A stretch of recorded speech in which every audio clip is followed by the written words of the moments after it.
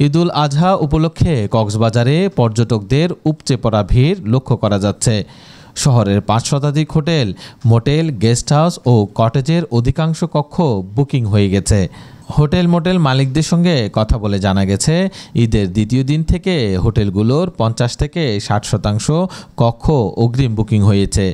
Cox's Bazar chamber of commerce and ইন্ডাস্ট্রিজের সভাপতি জানিয়েছেন, এবার ঈদের ছুটিতে অন্তত ১২ লক্ষ পর্যটকের সমাগম ঘটতে পারে কক্সবাজারে। তিনি আরও জানান, ঈদের ছুটিতে হোটেল, রেস্তোরাঁ, পর্যটন সংশ্লিষ্ট ১৩টি খাতে অন্তত ৯০০ কোটি টাকার ব্যবসা হতে পারে। হোটেল মোটেল মালিকদের পক্ষ থেকে পর্যটকদের সর্বোচ্চ সেবা নিশ্চিত করতে প্রস্তুতি নেওয়া হয়েছে।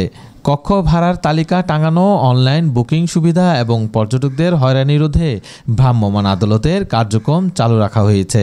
পর্যটকদের নিরাপত্তা নিশ্চিত করতে জেলা প্রশাসন ও আইনশৃঙ্খলা বাহিনী সমন্বিতভাবে কাজ করছে। চুরি, ছিনতাই রোধে শহরের অভিযান চালানোর পাশাপাশি যানজট নিরসন এবং পর্যটকদের নিরাপদ যাতায়াত নিশ্চিত করার প্রস্তুত চলছে।